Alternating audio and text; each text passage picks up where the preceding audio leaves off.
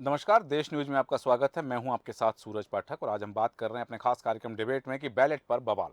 दरअसल मध्य प्रदेश विधानसभा चुनाव के नतीजों से पहले ही कुछ ऐसा घटनाक्रम हुआ है कि उस पर सियासत हो रही है, राजनीति हो रही है। दरअसल बालाघाट में स्ट्रांग रूम में बैलेट पेपर से छेड़छाड़ का कथित वीडियो सामने आया है। इसमें कुछ कर्मचारी मतपत्रों को इकट्ठा करते हुए दिखाई दे रहे हैं। इस मामले में कांग्रेस की शिकायत के बाद चुनाव आयोग ने पोस्टल बैलेट के नोडल अधिकारी हिम्मत सिंह को निलंबित कर दिया है। साथ ही जांच के आदेश भी दिए हैं। वीडियो सामने आने के बाद मध्य प्रदेश कांग्रेस कमेटी के चुनाव प्रभारी जेपी धनोपिया ने चुनाव आयोग पहुंच करके शिकायत की। उन्होंने कलेक्टर गिरीश कुमार मिश्रा को हटाने की मांग की है। इधर बालाघाट एसडीएम ने कहा है कि लिफाफे में बंद मतपत्रों के 50-50 के बंडल बनाए जा रहे थे। ये एक रूटीन प्रोसेस है। प्रदेश कांग्रेस ने मतगणना में गड़बड़ी की आशंका जताई है। बालाघाट जिले में कर्मचारियों, दिव्यांगों, बुजुर्गों ने बैलेट पेपर के जरिए वोट डाले थे। ये मतपत्र ट्रेजरी ऑफिस में रखे हैं। बालाघाट विधानसभा क्रमांक 111 के मतपत्र के शॉर्टिंग के लिए विधानसभा में विभिन्न दलों के प्रतिनिधियों को जानकारी दी गई थी और उनकी उपस्थिति में हुए कार्य के बाद स्ट्रांग रूम बंद करते समय पंचनामा भी बनाया गया था, जिस पर राजनीतिक दलों के प्रतिनिधि के हस्ताक्षर किए गए हैं। कांग्रेस नेता शफकत खान ने बताया कि सोमवार दोपहर तकरीबन 3 बजे स्ट्रांग रूम खोला गया और इसमें रखे पोस्टल बैलेट के बंडल बनाए जा रहे थे। यहां मौजूद कार्यकर्ताओं ने इसकी सूचना दी। बताया कि कर्मचारी बंडल खोलकर गिनती कर रहे हैं। सूचना पर बालाघाट की कांग्रेस प्रत्याशी अनुभव मुंजारे सहित कई कार्यकर्ता भी वहां पहुंच गए और यहां पोस्टल बैलेट लिफाफे में अलग अलग जो रखे थे, उन्होंने कहा कि हमने आपत्ति जताते हुए पूछताछ भी की। यहां मौजूद कर्मचारी ने संतोषजनक जवाब नहीं दिया। मौके पर मौजूद कुछ लोगों ने इसका वीडियो भी बनाया और इस मामले में अब सियासत शुरू हो गई है। पीसीसी चीफ कमलनाथ ने भी मामले में ट्वीट किया है और उन्होंने लिखा है कि प्रदेश के बालाघाट जिले में पोस्टल बैलेट की मतगणना से पहले खोले जाने और छेड़छाड़ की आशंका का एक वीडियो सामने आया है, जिसकी शिकायत निर्वाचन आयोग में की गई है। कांग्रेस द्वारा शिकायत की गई है। मामला अत्यंत गंभीर है। एक मामला ये है कि एक बात की जा रही है यहाँ पर पोस्टल बैलेट की कि उनकी गिनती की गई है, उनकी मतगणना की गई है। मतगणना जबकि 3 तारीख को होना है। ये एक मामला बताया जा रहा है कि इसमें कांग्रेस को संभावना है कि गड़बड़ी होगी मतगणना के दौरान। हालांकि यहाँ एक बात उन्होंने आरोप लगाया है कांग्रेस ने कि इस काम में कलेक्टर और विधायक गौरीशंकर बिसेन की मिलीभगत है।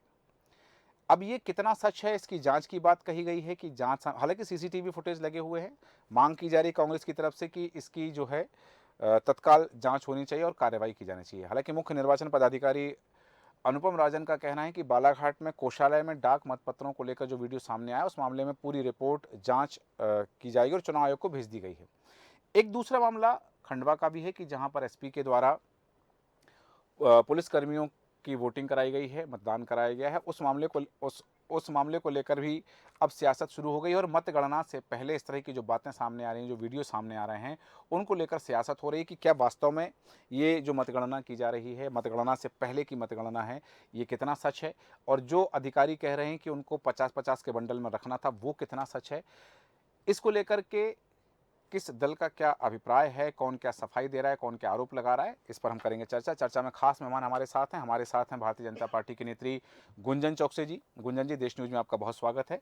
साथ ही कांग्रेस प्रवक्ता दीप्ति पांडे जी हमारे साथ हैं। दीप्ति जी, आपका भी स्वागत करते हैं। और समाजवादी पार्टी के प्रवक्ता यश भारती जी हमारे साथ हैं। यश भारती जी, आपका स्वागत है। आम आदमी पार्टी की प्रवक्ता रीना सक्सेना जी हमारे साथ हैं। रीना जी, आपका भी स्वागत है देश न्यूज में। और राजनीतिक विश्लेषक विलक्षण सक्सेना जी हमारे साथ हैं। विलक्षण जी, आपका भी स्वागत करते हैं देश न्यूज में। और सबसे पहले मैं आना चाहूँगा गुंजन जी आपके पास। सीधा आरोप लगाया जा रहा है कि भारतीय जनता पार्टी के द्वारा जो प्रणाली है, उस प्रणाली को ना अपनाते हुए ब्यूरोक्रेसी का, या फिर यूं कहें कि संसाधनों का दुरुपयोग किया जा रहा है और अधिकारियों से अपने पक्ष में काम कराया जा रहा है। ये आरोप लगाया जा रहा है भारतीय जनता पार्टी पर।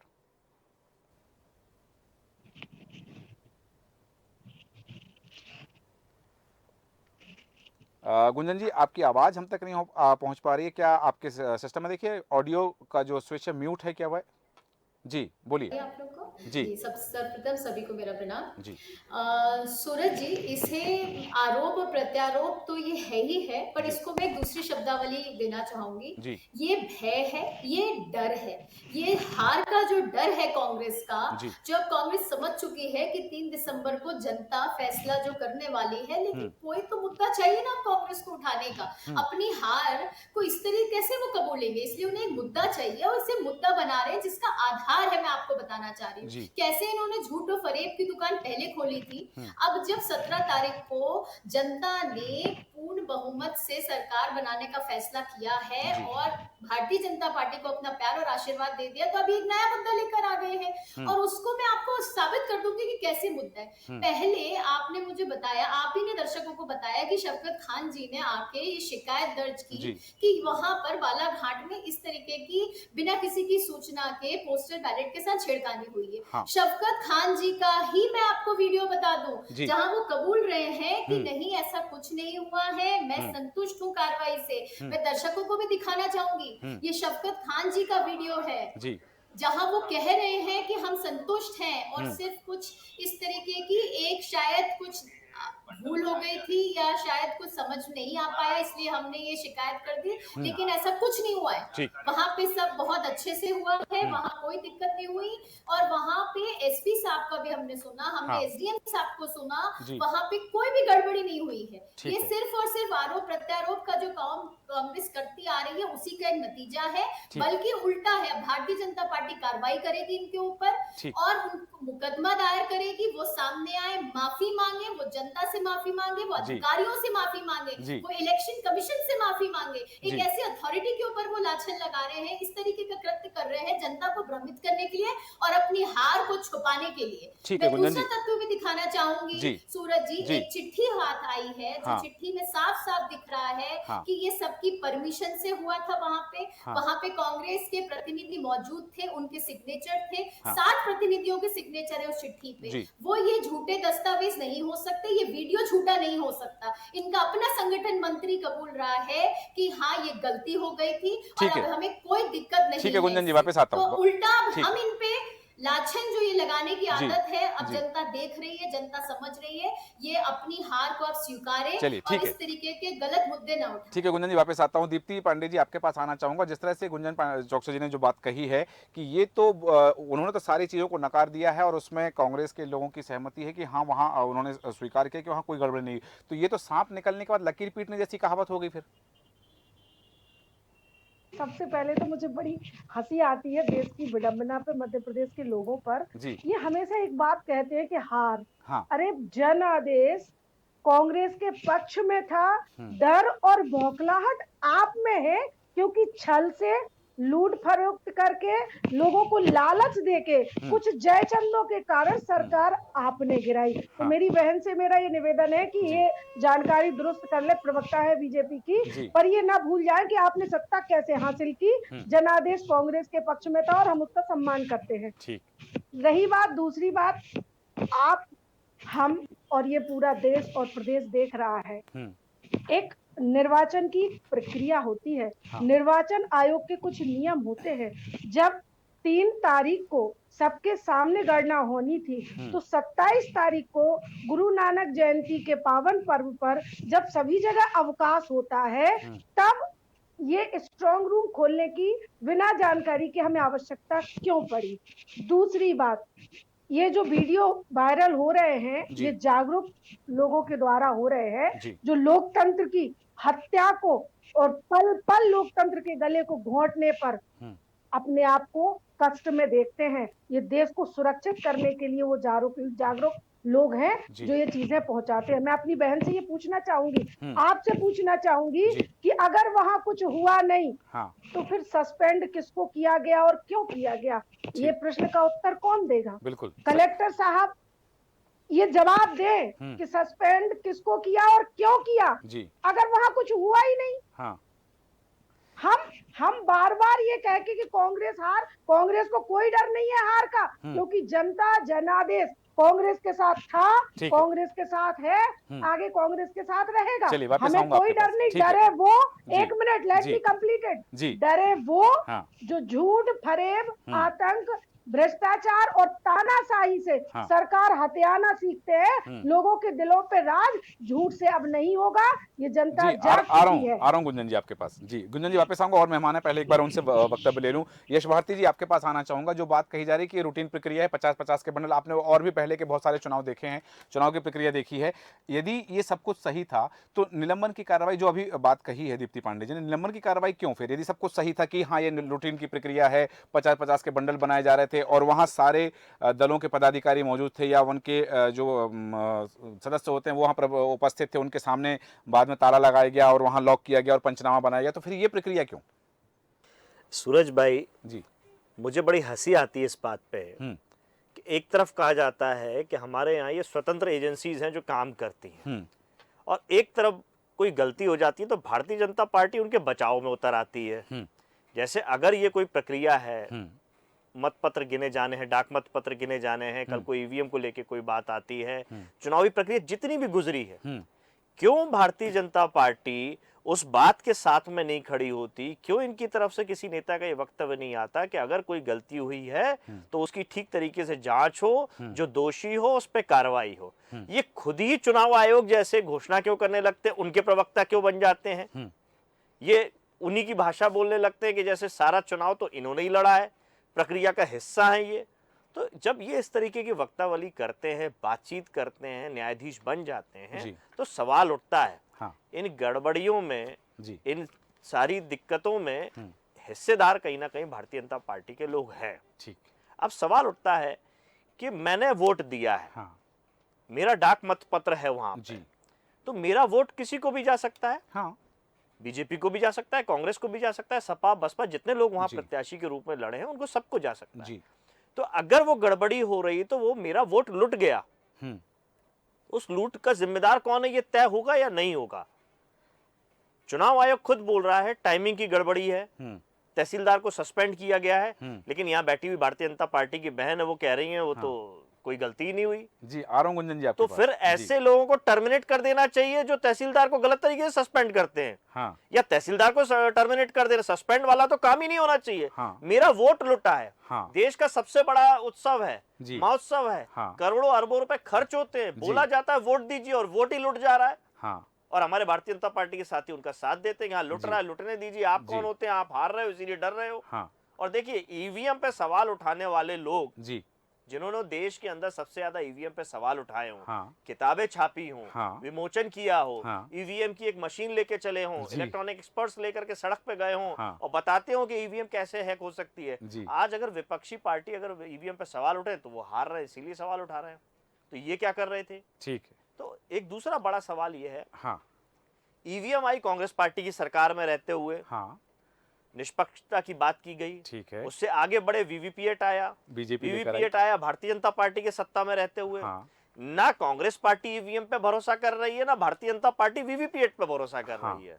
तो जनता का जो वोट लुट रहा है, जो लोकतंत्र का महापर्व है, उसको कमजोर करने का अगर कोई काम कर रहा है तो ये दोनों पार्टियां मिलके कर रही हैं। ये दोनों ही दोषी है। क्यों वीवीपीएट और ईवीएम की बात दोनों लोग नहीं कर रहे हैं कि दोनों की गिनती एक साथ हो जाए या मतपत्र पे ही बात हो जाए? एक निर्णय क्यों नहीं हो पा रहा है? चुनाव हारने और जीतने के बाद में सवालात क्यों उठते हैं? और ये जिस एजेंसीज का काम है कि जो न्यायपूर्ण व्यवस्था दे, लोगों को विश्वास बने।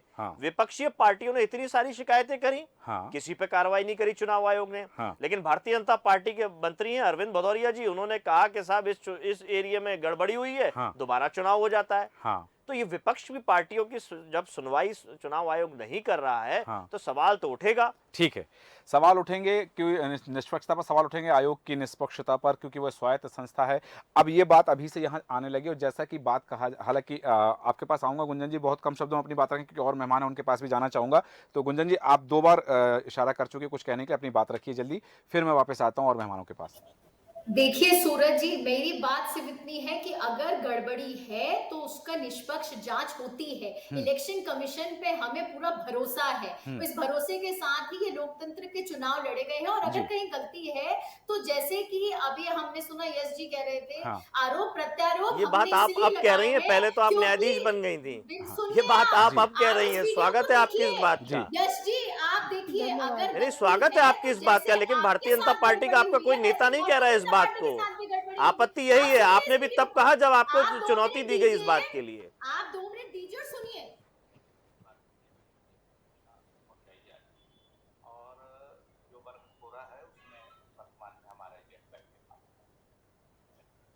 आप सुनिए कि वो संतुष्ट है। ये वीडियो है, ये वीडियो है, हमारे पास भी है ये वीडियो। ये कांग्रेस के अपने संगठन मंत्री कह रहे हैं। तो तहसीलदार को क्यों सस्पेंड कराया गया? ठीक है, गलतफहमी हो गई है। अच्छा, गलतफहमी हो गई, यही तो बात हो रही है। ये सारी गलतफहमियां भारतीय जनता पार्टी को ही होती हैं। मंत्री कह रहा है कि हाँ मैं गलतफहमी हो गई थी। आपकी गलतफहमी में आप नहीं, ठीक है गुंजन जी मेरा एक सवाल है। गुंजन जी मेरा एक सवाल है। गुंजन जी एक मिनट। गुंजन जी मेरा एक सवाल है आपसे।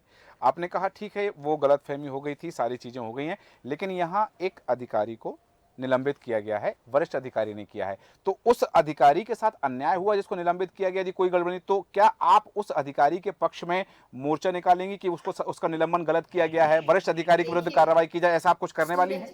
मैं बिल्कुल, सूरज जी, ये भारतीय जनता पार्टी है, दोषियों को ये छोड़ती नहीं है और निर्दोषों को ये एक भी कार्रवाई होने नहीं देती है। यही भारतीय जनता पार्टी की ताकत है। जो दोषी है उस पे सारी कार्रवाई होगी, लेकिन अगर कोई निर्दोष आदमी फंसा है तो उसको बचाने में भी भारतीय जनता पार्टी अपना पूरा योगदान देगी, और जिसने दोष लगाया है अब उसको भी उसकी सजा मिलेगी अगर उसके किसी अधिकारी के पीछे गलत तथ्यों। चलिए वापस आता हूँ और मेहमान हमारे साथ रीना सक्सेना जी आपके पास आऊंगा। चुनाव आयोग की निष्पक्षता पर सवाल खड़े हो रहे हैं, भारतीय जनता पार्टी अधिकारियों का सपोर्ट कर रही है और कांग्रेस के विरुद्ध कार्य किया जा रहा है नौकरशाही के द्वारा। ये सीधी आरोप, सीधी बात। देखिए, भारतीय जनता पार्टी के शासन में जब भी चुनाव हुए हैं हमेशा गड़बड़ियां नजर आई हैं। अभी ज्यादा दूर नहीं जाते हम, अभी पिछला नगर निगम का चुनाव हुआ है, मतदाता बेचारे मत देने निकले, वोट देने निकले, मगर वोटर आईडी उनके पास में, वोटर लिस्ट में नाम, मगर वो इनवैलिड। इस चक्कर से वो लोग वोट नहीं दे पाए।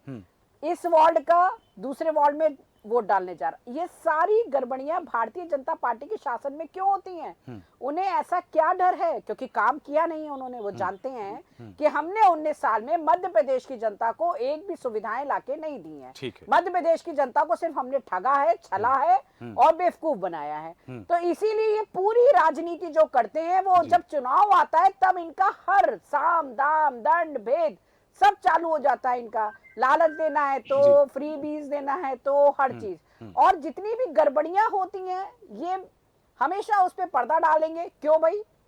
चुनाव तो सबने लड़ाना। अगर गड़बड़ी हो रही है तो सभी के रिजल्ट के लिए हो रही है, मगर ये इतने कॉन्फिडेंट होते हैं कि हम तो जीत रहे हैं, जनता हमें, भाई तुमसे बोल के वोट डालने गई है तो फिर निष्पक्षता रही नहीं ना। फिर वोट साइलेंट रहा कहाँ? फिर तो आप खुलेआम करवाओ ना, बोली लगाओ बाजार में। ये कांग्रेस पे कितने लोग खड़े हो रहे हैं, खड़े हो जाइए, हाथ उठाइए। ये बीजेपी पे कितने खड़े हो रहे हैं, हाथ उठाइए। ये वाली बात हो जाएगी ना फिर तो बोली लगाने वाली हो गई, नीलामी लगाने वाली बात हो गई। अगर हम वोट की बात कर रहे हैं, मतदान की बात कर रहे हैं, तो आप इतना कॉन्फिडेंट कैसे हैं कि आपको सारा पक्ष दिया है मध्य प्रदेश की जनता ने, जिसके लिए आपने एक भी काम नहीं किया। बेरोजगारी आपने बढ़ा दी, महिलाओं को असुरक्षित आपने कर दिया, किसानों पे गोलियां आपने चला दी, किसानों के खेत आप लोग ने छीन लिए, जितने गरीब किसान थे उनकी जमीन हड़प कर व्यापारी और जो आपके बिल्डर्स हैं उनको आपने दे दिया। तो सारा पैमाना तो पूरा भारतीय जनता पार्टी ने बिगाड़ के रखा है। अब अगर अधिकारी निलंबित कर दिया गया तो साहब ये उन्हें बचाएंगी, ये उनके लिए मोर्चा निकालेंगी। क्यों? क्योंकि इनको पता है कि वो अधिकारी इनके लिए काम कर रहा था। अब भाई पकड़ लिया गया है तो अब मैं पहले ढपना ढप दूं, सारा वो कर दें हम लोग, और उसके बाद अधिकारी को हम बचाने निकलेंगे। ये बहुत हो गया तमाशा भारतीय जनता पार्टी को। अब लोग भारतीय जुमला पार्टी बोलने लग गए हैं। जनता तो रही नहीं गई है, वहाँ जुमला ही जुमला रह गया है। तो भारतीय जनता पार्टी का पूरा नाम भारतीय जुमला पार्टी हो गया है। ये आप लोग की वजह से ही आप रह रहे हैं, जिस विकसित प्रदेश में आप रह रहे हैं, उस प्रदेश को विकसित बनाने वाली भारतीय जनता पार्टी है। उस प्रदेश को बेरोजगारी में आपके पास सड़कें नहीं, घोटालों में आपने विकसित बनाया, आपने जो महिलाओं के अत्याचार में आपने विकसित बनाया, लेकिन आप बचाएंगे, ब्रजभूषण को भी आप ही बचा रहे हैं। आपके जो विधायक प्रत्याशी प्रतिनिधि महिलाओं के साथ अपराध कर रहे हैं उनको भी आप ही बचा रहे हैं। जो आपके मंडल अध्यक्ष सतनामी अभी जिसने रेप किया उसको भी आप ही बचा रहे हैं। तो जितने दोषी हैं, अडानी को आप बचा रहे हैं, अंबानी को आप बचा रहे हैं, बड़ी विडंबना है मैडम, जब हम आपके वरिष्ठ नेतृत्व जेल में हैं, तो आप कहते हैं हम जेल में हम भेज रहे हैं, लेकिन हम आप कहते हैं बचाते भी जनता पार्टी यही तो काम कर रही है अपना कि जितना देश में गलत हो रहा है उसको पूरा बचाने में भारतीय जनता पार्टी पूरी ताकत से लग गई है। ठीक है रीना जी, जनता का हित छोड़ के वो सिर्फ अपना और अपना वो कर रही है। ठीक है रीना जी, वापस आता हूँ आपके पास। विलक्षण सक्सेना जी हमारे साथ हैं। विलक्षण सक्सेना जी, सीधा जानना चाहूंगा बात बैलेट पर बवाल, वो बैलेट मतपत्र की क्या 50-50 के बंडल बनाना जरूरी था तो वो तिथि उसके लिए सही थी, और पुलिस कर्मियों को जो मतदान करवाया गया खंडवा में, एसपी को नोटिस दिया गया है और कार्रवाई की बात की जा रही है, चुनाव आयोग को इसकी सूचना दी गई है,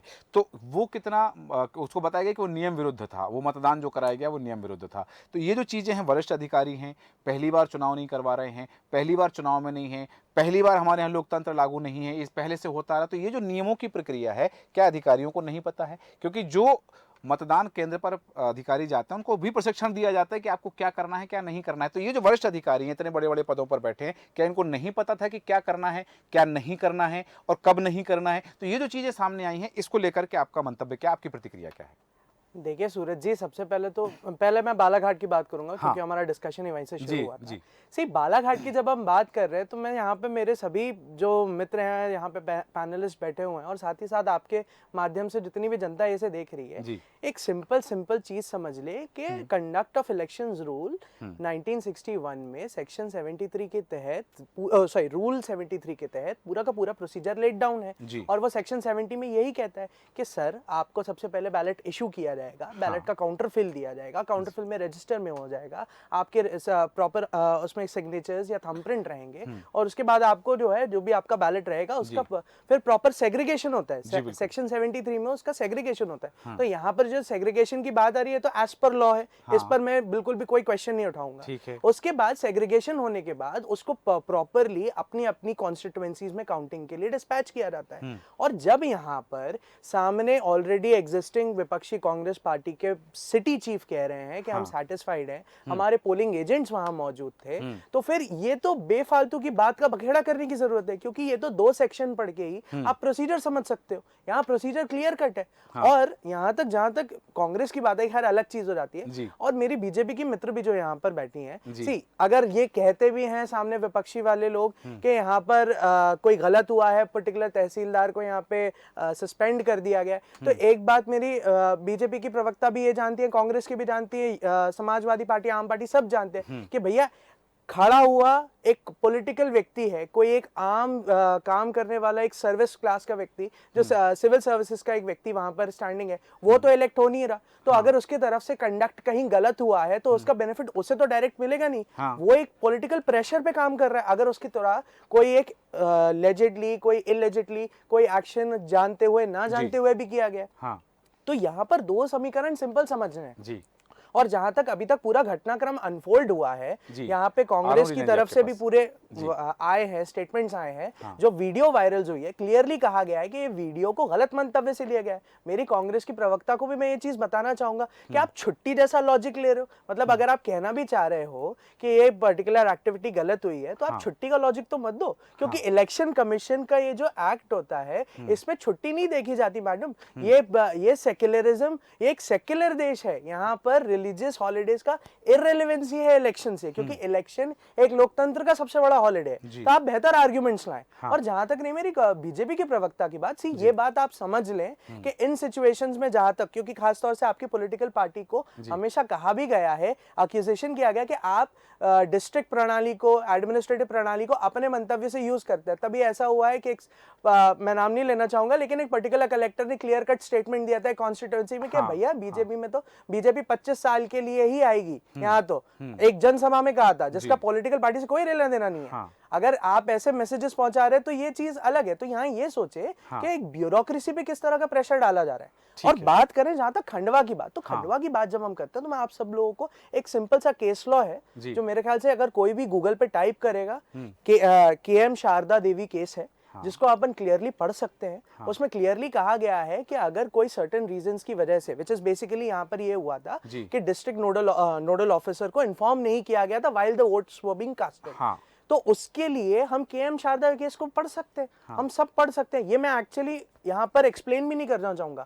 मैं चाहूंगा कि सारी साथ जितने भी यहाँ पे दर्शक हैं वो जाएं इस केस को पढ़े।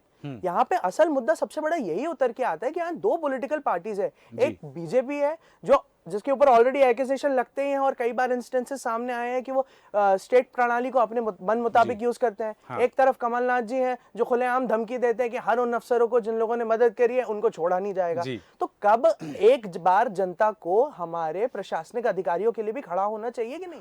अगर ऐसा हुआ है तो हमें उनसे भी सिंपैथी रखे, क्योंकि उनको राजनीति भी मारती है, उनको आम जनता भी मारती है। वो जाए तो कहां जाए, और फिर अगर उनसे कोई त्रुटि होती है तो उनको बलि का बकरा बना के हटा दिया जाता है। ठीक है, ऐसे कई नहीं। और हम तो उस स्टेट के हैं जहां पर ब्यूरोक्रेसी की इतनी स्टैंडिंग थी। हम एमएम बुद्ध साहब चीफ सेक्रेटरी हुआ करते थे और उनके जो व्यक्तित्व, उनकी पर्सनालिटी की जो स्टैंडिंग थी उसको आज कोई बीट नहीं कर सकता, कोई पॉलिटिकल पार्टी का लीडर नहीं बीट कर सकता। तो हम उस आदर्श के स्टेट के हैं। तो यहाँ दोनों मेरी पॉलिटिकल पार्टीज और साथ ही बाकी पैनलिस्ट में है। यश जी की बात से मैं बिल्कुल कंकर करता हूँ यहाँ पे कि ये पॉलिटिकल प्रेशर हटाया जाए तभी इलेक्शन निष्पक्ष होगा। सही कहा आपने कि उसके यदि निष्पक्ष कराना तो ये प्रेशर नहीं होना चाहिए। जो बात आपने कही ठीक है, क्योंकि हमने ये भी देखा कि टीएन शेषन से पहले चुनाव आयोग का इतना डर नहीं था। चुनाव आयोग के डंडे के नाम से कोई चीज नहीं जानी जाती थी।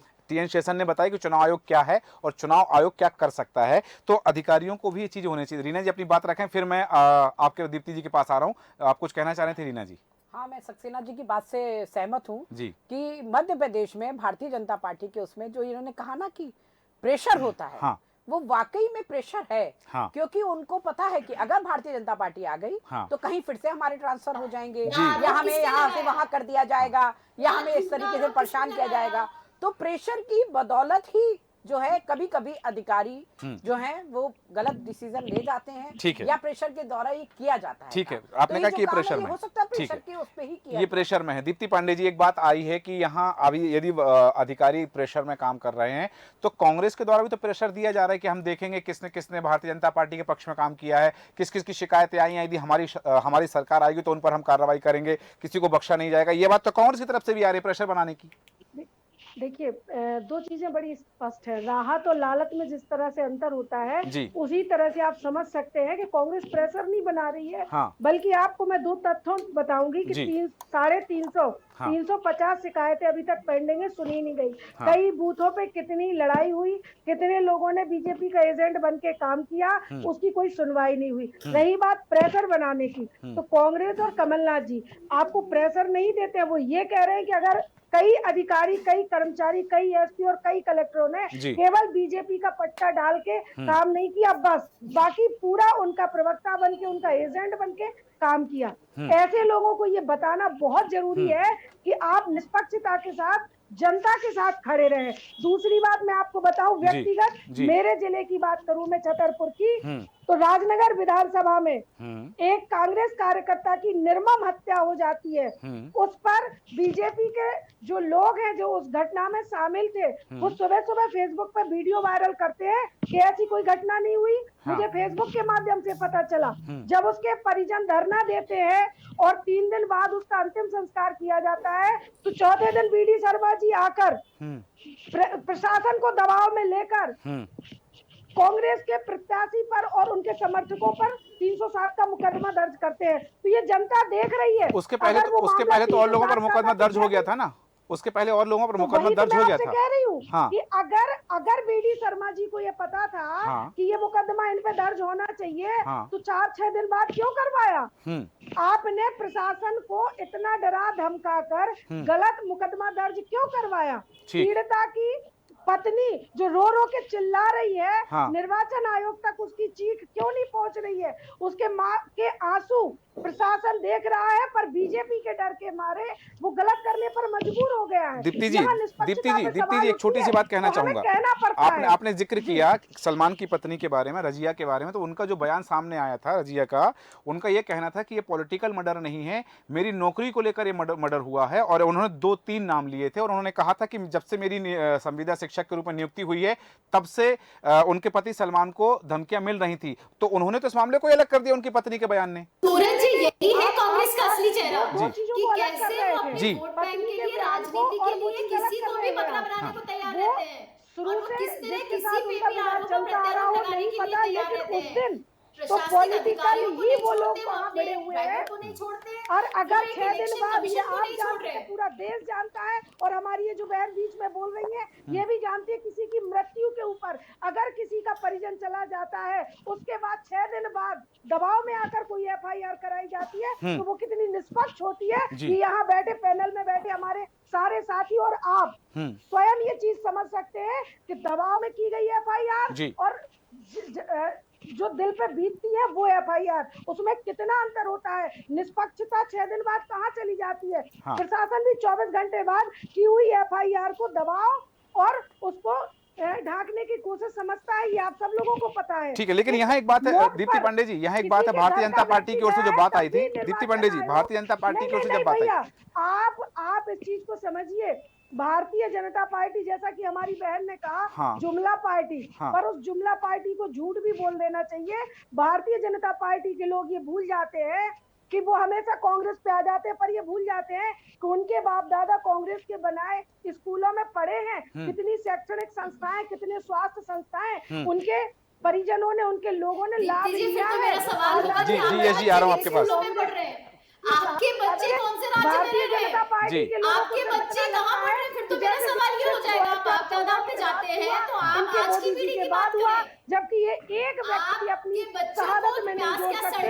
11 बार माफी घरों में पानी है, बिजली है, आप किसी राज्य में रह रहे हैं। जैसे एक व्यक्ति ने आजादी के आंदोलन में शहादत दी, तो भारतीय जनता पार्टी फेसबुक और व्हाट्सएप की यूनिवर्सिटी बन के रह गई है। चलिए ठीक है, झूठ इन्हें मिलता है वो 24 घंटे रिवाइव करते हैं, ठीक है, वापस आता हूं, प्रोटेक्ट करने का पूरा प्रयास करते हैं। ठीक है, वापस आता हूं। इनके पास जनता का हित और जनता की संवेदनाएं मर चुकी हैं। ठीक है दीप्ति पांडे जी, आपने कहा कि संवेदनाएं नहीं है और यहाँ पर लाशों पर राजनीति होती है, ये एक अलग मसला है। जो हम बात कर रहे हैं प्रशासनिक गतिविधियों की बात कर रहे हैं, बालाघाट में जो कुछ हुआ है बैलेट पेपर को लेकर उस पर चर्चा कर रहे हैं। यश जी, आप कुछ कहना चाह रहे थे, अपनी बात रखें, फिर एक प्रश्न लेकर आता हूँ। सूरज भाई, एक तो मेरे बड़ा हास्यास्पद स्थिति लगती है, कांग्रेस पार्टी के हमारे साथी हमेशा ये बात कहते हैं कि हमने सुई से लेकर के हवाई जहाज तक बनाया है, विकास एक निरंतर आजादी की लड़ाई कड़ी है तो कहेंगे ना, सब आपने किया है, सब आपने किया है, सुन लीजिए। 2014 के बाद करते हैं तब हमें नहीं कहना पड़ेगा। ठीक है। आपने कभी भारतीय जनता पार्टी से सवाल किया कि 2014 के बाद ही विकास से परिचित हुए?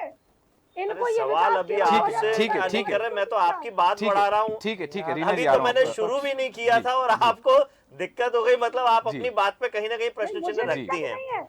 ये देश अरे सुन लीजिए दीप्ति जी, ठीक है दीप्ति पांडे जी वापस आएंगे आपके पास, यश जी को अपनी बात पूरी कर लेने दीजिए। जी यश जी, अब सूरज भाई ये कहते हैं कि हमने सब कुछ किया, बच्चे पढ़े उसी विद्यालय में हैं, तो जितने ये भारतीय जनता पार्टी जो दुनिया की सबसे बड़े कार्यकर्ता होने की दावा कर रहे हैं, तो ये इनका शिक्षा का ही तो उदाहरण है।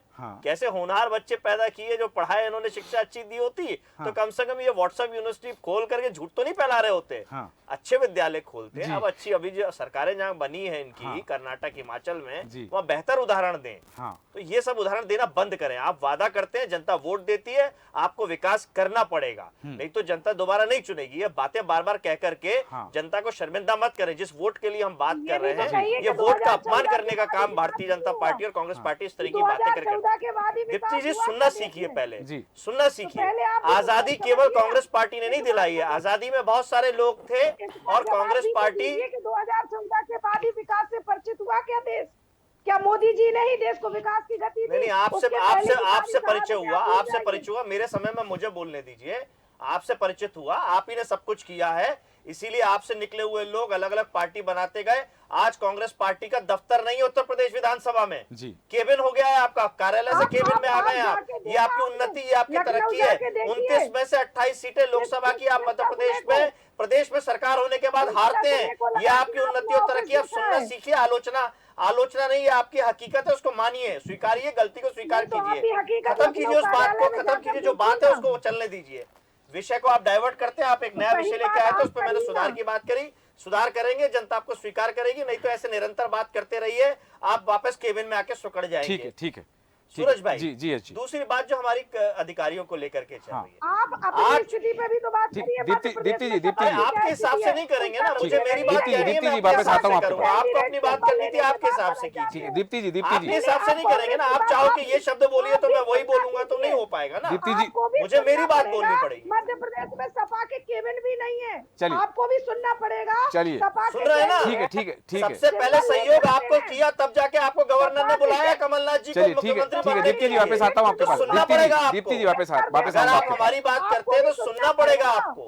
सपा के सिंबल वापस कर देते हैं, कोई बात नहीं ना, क्या दिक्कत हो गई, कोई बात नहीं, क्या दिक्कत है। समय की सीमा है, हम समय की सीमा को ध्यान में रखते हुए चर्चा करेंगे। सूरज भाई ठीक है, बिल्कुल यश जी अपनी बात पूरी। दीप्ति जी वापस आऊंगा आपके पास। जी छोटा सा निरंतर करूंगा, दीप्ति जी सुनने की क्षमता रखिएगा। जी सुनने की क्षमता रखिए। आप विधानसभा में दीप्ति जी और मेहमान है हमारे साथ, यश जी की बात पूरी हो जाए फिर और मेहमानों से भी वक्तव्य लेना है। विधानसभा में अविश्वास प्रस्ताव लेकर के आते हैं और आपका अविश्वास प्रस्ताव लाने वाला नेता और प्रतिपक्ष वो भाजपा में चला जाता है और आप दूसरी पार्टियों पे आरोप लगाते हैं। चलिए आपके 22 विधायक चले जाते हैं और आप दूसरी पार्टियों पे आरोप लगाते हैं और आप उम्मीद करें कि आपके शब्दों के हिसाब से बात करें। आप संयम रखें, ठीक है, बात सुने, जो विषय चल रहा है उस पर आप विषय बढ़ाएंगी। बहुत सारे आपके लिए बहुत सारे उदाहरण है, बहुत सारे उदाहरण है। चलिए ठीक है यश जी, अपन जिस विषय पे है कम शब्दों अपनी बात रखें विषय पर। जी मध्य प्रदेश के अंदर एक कलेक्टर पन्ना के अंदर जनता के बीच में जाता है और ये कहता है 25 साल तक भारतीय जनता पार्टी रहेगी, आप भारतीय जनता पार्टी को ही चुनिए। कोई कार्रवाई नहीं होती है उसके ऊपर। क्या माना जाएगा इस बात को? कौन सा दबाव है उस अधिकारी के ऊपर? ये देखिए दो तरीके हैं जी। एक अधिकारी अगर अपने अधिकार का प्रयोग करेगा तो उसे कोई नहीं दबा सकता। आईएएस एसोसिएशन है, आईपीएस एसोसिएशन है, ये सब बैकअप देती हैं जी। डॉक्टर्स की मेडिकल एसोसिएशन है, नर्सिंग एसोसिएशन, अभी हमने देखा एम्स में अभी हड़ताल करके बैठे हैं। सब बैकअप देते हैं, सब पीछे खड़े हुए हैं। हम विपक्षी पार्टी के रूप में हम लोग भी पीछे खड़े हुए हैं। जैसे कोविड काल में जिनको डेली वेजेस पे रखा गया था और बड़े बड़े नाम दिए गए थे, बड़े बड़े उपनाम दिए गए थे, जब उनके साथ न्याय नहीं हुआ सब लोग उनके साथ खड़े हैं, आज भी उनके साथ में खड़े हुए हैं। लेकिन अधिकारी अगर गुलामी और चाटुकारिता करेगा और ये कहेगा कि 25 साल तक आप भाजपा रहने वाली है, भारतीय जनता पार्टी को चुनिए, तो ऐसे लोगों को सस्पेंड नहीं टर्मिनेट करने की बात होनी चाहिए। वोट मैंने जो शुरुआत करी थी, मेरा वोट लुट रहा है, देश का सबसे बड़ा महापर्व है और उसको कमजोर किया जा रहा है, उसको लूटा जा रहा है, तो ऐसे लोगों को नौकरी करने का अधिकार क्यों होना चाहिए? का सबसे बड़ा अगर वो तहसीलदार गलत सस्पेंड हो रहा है, गलत कार्रवाई हो रही है और कलेक्टर अपनी बात छुपाने के लिए उस पे कार्रवाई कर रहा है, तो ऐसे कलेक्टर पे भी कार्रवाई होनी चाहिए, ये हमारी मांग है। बिल्कुल सही कहा आपने कि एक मतदाता का वोट यदि लूट रहा है और उसके साथ खिलवाड़ हो रहा है तो विश्व के सबसे बड़े लोकतंत्र की निष्पक्षता पर, विश्व के सबसे बड़े लोकतंत्र के पर्व पर कई सवाल खड़े हो जाते हैं। गुंजन जी, मेरा सवाल जो अभी बात कही जा रही है कि एक कलेक्टर ने घोषणा की, जैसे यश जी ने बताया, अधिकारियों को लेकर के बात आती है कि आप मतलब केवल यहाँ की हम चुनाव की ना बात करें, छत्तीसगढ़ में मुख्यमंत्री भूपेश बघेल कई बार बोल चुके हैं, आम आदमी पार्टी का लगभग ये वक्तव्य होता है कि आप सरकारी एजेंसियों का या संसाधनों का भारतीय जनता पार्टी जहां सरकार है वहां दुरुपयोग करती है, केंद्र में सरकार है तो ईडी का दुरुपयोग करती है, सीबीआई का दुरुपयोग करती है और एक दबाव बनाती है। क्या इस काकस से कभी भारतीय जनता पार्टी बाहर आ पाएगी? देखिए, जो पार्टी जनता का हित कर रही है वही पार्टी क्योंकि बाकी लोगों के पास कुछ है नहीं, कोई आधार नहीं है, कोई इन्होंने काम नहीं किए हैं, इनके पास कहने के लिए। आपसे सवाल कलेक्टर के बारे में पूछा, जवाब ही नहीं दिया आपने। आपका सवाल देखिए कि क्या है, घोटाले, महिलाओं के साथ बलात्कार, ये आपकी पार्टी कर रही है, आपके साथी कर रहे हैं आपके पार्टी के। कैसे ये तीनों एक दूसरे के ऊपर इसी बात पे बोला था तो लोग कहते धीरज रखिए, मणिपुर की घटना। नहीं तो आप क्या चाहती हैं, आपके साथ हो जाए? हम आरोप लगा रहे हैं तो हम गलत बात को बता रहे हैं। सुधार करेगी कांग्रेस पार्टी तो तरक्की करेगी, हमने तो स्पष्ट बोला इस बात को। आपके ऊपर आरोप लगाते इसीलिए क्योंकि आप सत्ता में बैठे, आप कलेक्टर के ऊपर कार्रवाई की बात कीजिए ना। सूरज जी ने जो सवाल किया उस पर जवाब दीजिए। ठीक है, ठीक है। तो वो तो भारतीय जनता पार्टी की कहने से ही कलेक्टर साहब ने वो विज्ञापन किया होगा भारतीय जनता पार्टी का, तो कैसे बोल देंगी गुंजन जी कि उनके खिलाफ कार्रवाई की जाएगी? वो तो बोल ही नहीं सकती गुंजन जी। डिबेट करना, पहले तो इनके वरिष्ठ नेतृत्व को इन्हें डिबेट करने के सलीका समझाना चाहिए। सिर्फ आरोप प्रत्यारोप लगाने से ही जनता नहीं होती, जनता के लिए काम करना होता है। 20 वर्षों से जनता के लिए काम भारतीय जनता पार्टी कर रही है। जिस प्रदेश में आज इनको सबको लाभ मिल रहा है, ठीक है, समय की सीमा है। सूरज भाई, आपके सवाल का जवाब मिल गया? नहीं, मेरा सवाल का जवाब तो नहीं आया, मेरा सवाल का जवाब तो खैर नहीं आया। डिबेट सीखने की बात कर रही है हमारी भारतीय जनता पार्टी की नेत्री। मेरे सवाल का जवाब नहीं आया। जनता को कैसे भ्रमित करना है, आप बीच में टोक के आपके हम तो आपसे सवाल का जवाब चाह रहे हैं। हमने भी किया है सवाल विपक्ष होने के नाते, और सूरज जी ने भी किया है। आप चलिए विपक्ष पार्टी को सम्मानित पत्रकार को तो दे दीजिए, हमारे एंकर महोदय को तो सम्मान, उनके सवाल का जवाब दे दीजिए अगर आपको ठीक है। इस तरह जनता को भ्रमित करना, ये अब आप लोग सब मिलकर एक जो झूठा गठबंधन बना के बैठे हैं, बेचारी भाजपा, हम सब मिल रहे उसके खिलाफ। ठीक है, चलिए ठीक है, ठीक है, ठीक है, क्योंकि समय की सीमा है। दीप्ति जी, दीप्ति जी, कलेक्टर सस्पेंड होंगे, निलंबित होंगे, क्या होंगे? प्रमोशन हो जाएगा। कलेक्टर साहब का प्रमोशन होगा, जैसे उन्होंने, आप तो सरकार बना रहे हो जी, जिस हिसाब से आप बोल रहे हैं कि आप तो मध्य प्रदेश में सरकार बना रहे हैं, तो फिर तो कलेक्टर साहब का प्रमोशन ही होगा। नहीं छोड़ती रीना जी, चाहे वो कोई भी हो। हाँ, ब्रजभूषण को तो छोड़ा है ना आपने, ब्रजभूषण को कैसे छोड़ दिया है? ब्रजभूषण कहाँ गया गुंजन जी? गुंजन जी, ब्रजभूषण कहाँ है? ब्रजभूषण को तो पूछ रहे हैं आप, तो वो कलेक्टर कैसे आऊंगा? उसका तो प्रमोशन ही होगा, क्योंकि आप तो बोल रहे हैं आप सरकार बना रहे हैं। ठीक है, ठीक है, समय की सीमा का ध्यान रखेंगे। वो कलेक्टर, ठीक है, ठीक है, ठीक है, गुंजन जी वापस आता हूँ। समय की सीमा ध्यान रखेंगे। रीना सक्सेना जी, बहुत कम शब्दों में अपनी बात रखें। रीना जी, बहुत कम शब्दों में। भारतीय जनता पार्टी जी, पूरी तरीके से अपने पावर का, हाँ, अपने उसका पूरे तरीके से जो है दुरुपयोग कर रही है। हाँ, चाहे वो आधिकारिक मामले हो, चाहे कोई भी हो। हाँ, हर संस्था का मिसयूज ये खुले आम दिख रहा है, जनता को भी दिख रहा है। ठीक है, सीबीआई, ईडी आप हर जगह भेज दे रहे हो। हाँ, जहां भेजना चाहिए, जहां प्रमाणित घोटाले हैं सीएजी द्वारा। हाँ, अब आपके लोग कहते थे नरोत्तम मिश्रा जो गृह मंत्री हैं, सीएजी की तो गलत रिपोर्ट है। अब भाई सीएजी की अगर गलत रिपोर्ट है, हाँ, तो भाई गुंजन जी और भारतीय जनता पार्टी के जितने नेता हैं जी, वो सब अपने आप को सत्यवादी हरिश्चंद्र समझते हैं। चलिए ठीक है, उन्होंने जो बोला वो तथाकथित सत्य है। ठीक है, मगर सारी रिपोर्टें जो भारतीय जनता पार्टी के खिलाफ आती हैं वो सारी झूठ है। तो वहां सीबीआई और ईडी के वो छापे नहीं पड़ेंगे। ये लोग भ्रष्टाचार को जितना बढ़ा रहे हैं और पनपा रहे हैं, इससे ज्यादा आज तक का देश का रिकॉर्ड होगा। शायद ही किसी पार्टी ने भ्रष्टाचार को इतना बढ़ावा ठीक है। रीना जी, समय का ध्यान रखेंगे। विलक्षण सक्सेना जी, बहुत कम शब्दों में ये जो सारी चर्चाएं आ रही हैं कि अधिकारी ने चुनाव लड़ा क्या भारतीय जनता पार्टी को, जैसा कि अभी दीप्ति जी ने भी कहा कि केवल भाजपा का दुपट्टा नहीं था, लेकिन वो चुनाव प्रचार कर रहे थे भाजपा के लिए अधिकारी। ये बात ब्यूरोक्रेसी के लिए कितनी सही है, और क्या ब्यूरोक्रेसी की भूमिका जो हुई वो वही थी, या कुछ और पर्दे के पीछे कुछ और होनी चाहिए थी? देखिए, पर्दे के पीछे क्या होना चाहिए, क्या नहीं होना चाहिए, ये तो सबको ही पता है। क्योंकि होता क्या है कि आदमी पर्दे उठाता है, बट जो उसे दिखाई देता है वो अच्छा नहीं लगता है, इसलिए पर्दा बंद रखता है। जी, जहां तक रही बात, हम जिस डिस्कशन की कर रहे थे, तो मैं सभी लोगों से ये चीज जान लूं कि बालाघाट की, हम दोनों ही घटना के ऊपर, क्योंकि इसी से हमारा मुद्दा पूरा शुरू हुआ था। जी बिल्कुल। यहाँ देखा जाए, जब ऑलरेडी दोनों तरफ से क्लैरिफिकेशंस आ गए, तो बालाघाट को नजरअंदाज किया जाए। आए खंडवा पे बात सी, खंडवा पे 123 लोगों के, 123 पुलिस कर्मियों के वोटों को नकार दिया गया सीधे तरीके से। एक एम हुसैन केस है जो आपका इलेक्शन कमीशन ने कहा है, जिसमें क्लियर कट कहा गया है कि इलेक्शन कमिश्नर और उसके सब्सिडियल ऑफिसर्स के बीच में कोई भी कम्युनिकेशन को लॉ का दर्जा नहीं दिया जाएगा। तो उनके कोई भी निर्देशों को सिर्फ इन्हीं बेसिस पे इनवैलिडेट नहीं किया जा सकता। तो यहाँ पर क्लियर कट देखा जाए कि जब कोई एक पर्टिकुलर वोट बैलेट में उनकी आइडेंटिटी, जो कि सबसे बड़ा टेस्ट है कि अगर आपकी आइडेंटिटी चिन्हित नहीं हो रही है, तो कोई रीजन नहीं पड़ता कि आपके बैलेट को इनवैलिडेट किया जाए। और यहाँ पर 123 वोट्स एक इंपॉर्टेंट वोट्स कहलाएंगे जो हमारे यहाँ के कर रहे हैं। और अगर सभी पार्टी अपने जीत के दावे के प्रति इतनी ज्यादा कॉन्फिडेंट है, है तो मैं आज सभी पार्टियों से जो भी मैदान में उतरी हुई है, निर्दलीय हो चाहे